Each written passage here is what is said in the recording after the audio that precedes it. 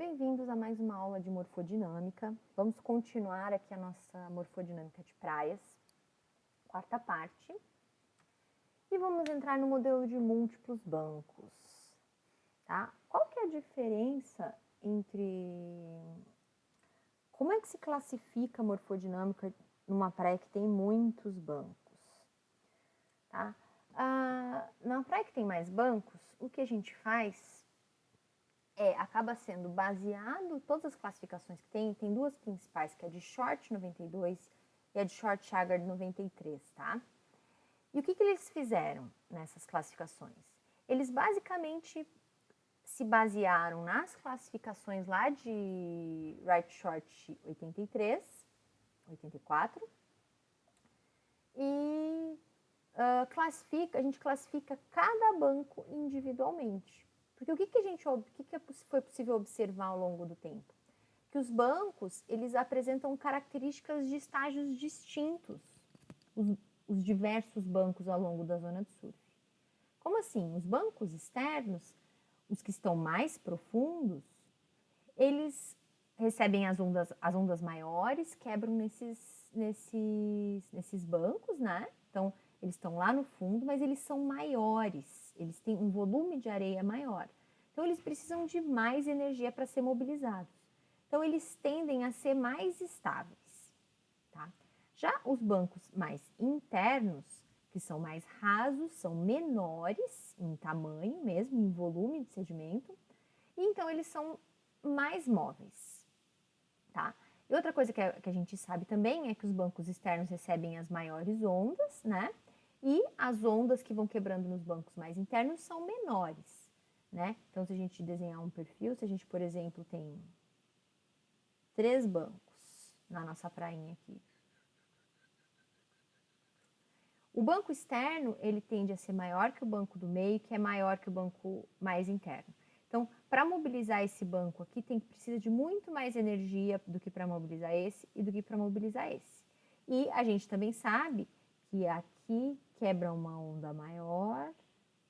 E aí, normalmente, se tem onda grande o suficiente para quebrar nesse banco, o que acontece? Dissipa um monte de energia, reforma, quebra uma onda um pouquinho menor aqui nesse segundo, dissipa um monte de energia, reforma e quebra uma onda menorzinha aqui no primeiro banco, dissipa energia e vai até o SWOSH.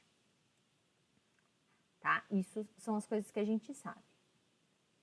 E aí aqui a gente vou mostrar um modelo de 2 bancos para vocês entenderem como é que funciona essa classificação, tá? As diferenças, elas vão estar sempre na altura de quebra em cada banco, né? Sempre a gente tem altura de quebra maior no banco mais externo do que no banco mais interno. Isso vai caracterizar em ômegas, lembra dos ômegas? Em ômega, sempre o ômega do banco mais externo vai ser maior do que o ômega do banco mais interno. Então, a gente classifica cada banco num estágio diferente. E normalmente o que acontece? Os bancos mais externos, eles tendem a estar em situações mais dissipativas, em estágios mais dissipativos do que os bancos mais internos. Por quê? Porque tem mais energia, eles tendem a estar numa situação mais erosiva, os bancos externos, e os bancos internos, como recebem menos energia de onda, eles tendem a ser mais rítmicos, tendem a caracterizar estágios mais refletivos. Vocês vão ver agora na classificação. Tá? Então, aqui, ó, são figuras feias, tá?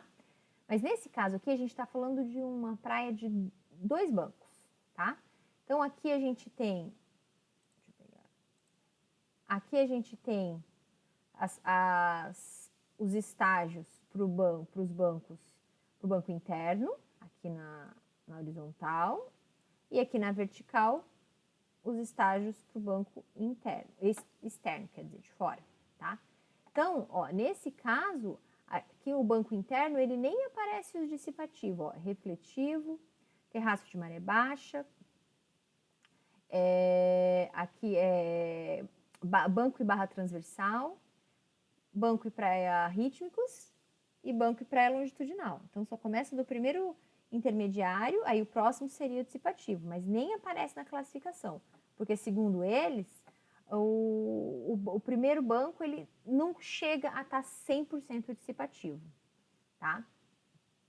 Então, ó, isso aqui foi uma observação que eles fizeram em umas praias da Austrália, né?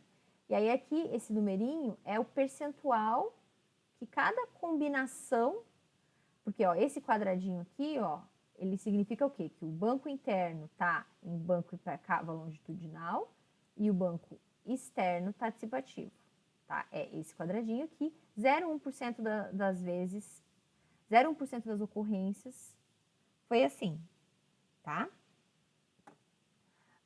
Banco e praia rítmicos, o banco interno, ó, aí aqui vocês conseguem chegar na figurinha, ó, a praia é o cinzinha, banco interno, ó, praia, banco interno e banco externo, tá?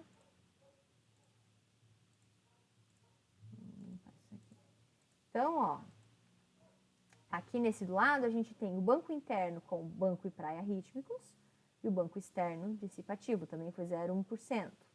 Esses outros aqui nem apareceu essa combinação. Então, vamos ver aqui de baixo. Quando o banco interno tá banco e cava longitudinal e o banco externo também banco e cava longitudinal, também foi 0,1%. Aí aqui, ó, banco e praia rítmicos no banco interno e o banco externo, banco e cava longitudinal, foi 3%. Aí aqui, ó, agora eu nunca...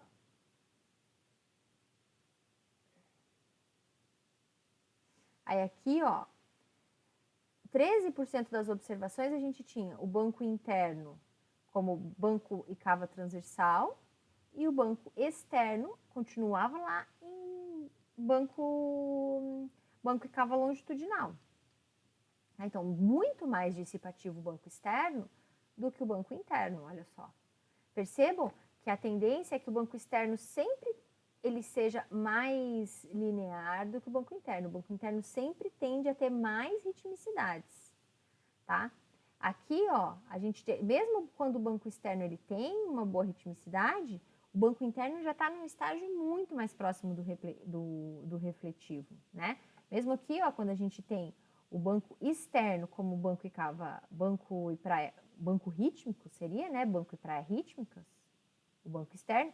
O banco interno já está lá em banco cava transversal, tá? Ou seja, muito mais já para o lado do refletivo, ou então já lá no terraço de maré baixa, ou refletivo mesmo, tá? Então, esse é o raciocínio, assim. Como a gente tem uma ondulação que quebra no banco de fora muito maior do que nos bancos internos, então a gente sempre vai ter o banco externo muito mais refletivo do que o banco interno, tá? Aí aqui nesse caso, olha só, 83%, dá para ver nesse quadrinho aqui de baixo, 83% das ocorrências desse estudo aqui aconteceu aqui, ó. Tava nesse quadradinho. Quase todas as ocorrências estavam aqui, tá? Poucas ocorrências aqui nos mais extremos refletivos e poucas ocorrências nos extremos dissipativos. As maiores ocorrências foram aqui no meio dos intermediários, certo? O que mais que a gente consegue ver? Mas mais isso que a gente fala sobre os múltiplos bancos. Aí aqui, ó, tem uma outra classificação, que é essa do Short-Chagar 93, que é para 3 bancos.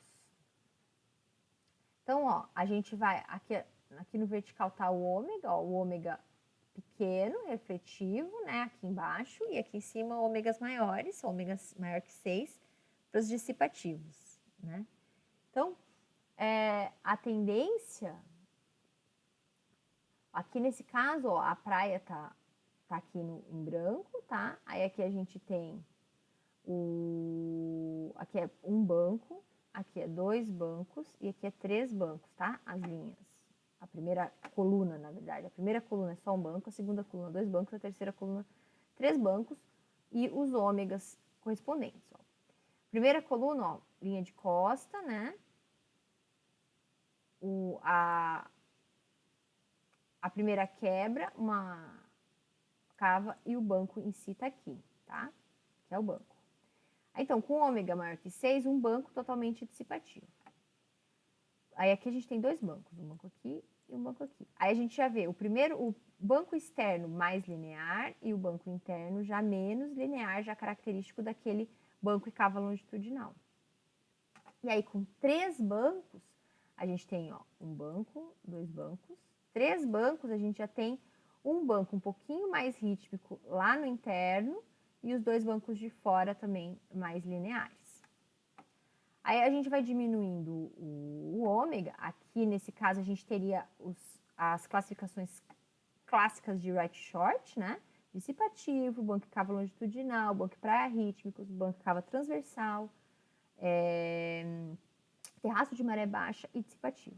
E aí aqui, como que aconteceria com mais bancos, né? Aí em 2 bancos, olha só, com ômega 5, por exemplo, que não é exatamente esse valor, mas a gente teria o quê? O banco de fora lá mais linear e o banco interno mais rítmico, né? Quando a gente vai para 3 bancos, a gente já tem também os bancos um pouquinho mais rítmicos. E a mesma vez vai diminuindo o ômega, a gente vai aumentando as ritmicidades de todos os bancos, só que sempre o banco interno muito mais rítmico do que os externos. E outra coisa também importante é a amplitude das ritmicidades, que a gente não pode esquecer, tá? Mesmo quando o banco externo está rítmico, as ritmicidades do banco externo têm comprimentos de onda muito maiores do que do banco interno. Olha só, aqui seria um banco interno como um banco e praia rítmicos, tá? E aqui o banco externo já no banco e praia rítmicos. O banco externo, as ritmicidades são muito mais, tem comprimento de onda muito maiores do que os bancos mais internos, tá? E o raciocínio segue para quando 3 bancos também. A tendência do banco interno é ser mais refletivo do que o banco intermediário, que é mais refletivo do que o banco externo. Tá certo? Então, pessoal, aí nesse mesmo artigo a gente tem a questão do número de bancos. Tem um parâmetro que relaciona a largura da zona de surf com a declividade da zona de surf e o período de ondas ao número de bancos numa praia, tá? Então, que é o B, que a largura da zona de surf é XS, a declividade é a tangente de beta, que é a tangente da declividade, né? E o período de ondas de tempestades. E aí, a gente tem uma classificação para quantos bancos vão ser formados nessa região. Se B for menor que 20, não haverá formação. Entre 20 e 50, 1 banco. 50 e 100, 2. 100 e 400, 3. Mais que 400, 4 bancos. Aqui a plotagem dos dados desse pessoal, olha só. Pequeno não tem nenhum banco. Ali, entre 20 e 100, 1 banco. Aí a gente aumenta um pouquinho, vai para 2 bancos. Entre 100 e 400, 3 bancos. E mais que 400, 4 bancos. Aqui no cassino, a gente pode ter até 4 bancos. É muito comum ter 3 bancos ativos durante as tempestades. Existem 3 bancos sempre formados aí. Que aí durante tempestades os 3 bancos são visíveis, porque quebra a onda nos 3 bancos, né? E aí, em situações de baixa energia de onda, a gente pode ter 2 bancos ativos, um banco ativo ou nenhum banco ativo, né? Mas aqui no cassino, comumente, a gente tem 3 bancos, tá? E tem associado a isso também, eu vou colocar para vocês, tem um TCC de uma ex-colega de vocês, a Caroline Ribeiro, que foi minha orientada, que ela observou muitas imagens do Argos, aquelas que a gente já conhece, e meio que adaptou essa classificação aqui para o cassino. Ficou muito legal o TCC dela, e aí vocês podem dar uma olhadinha, que ela fala bastante dessa questão da classificação de múltiplos bancos, tá? Então, por hoje é só. Tomara que tenha ficado claro. Qualquer coisa postem no fórum. E até a próxima aula.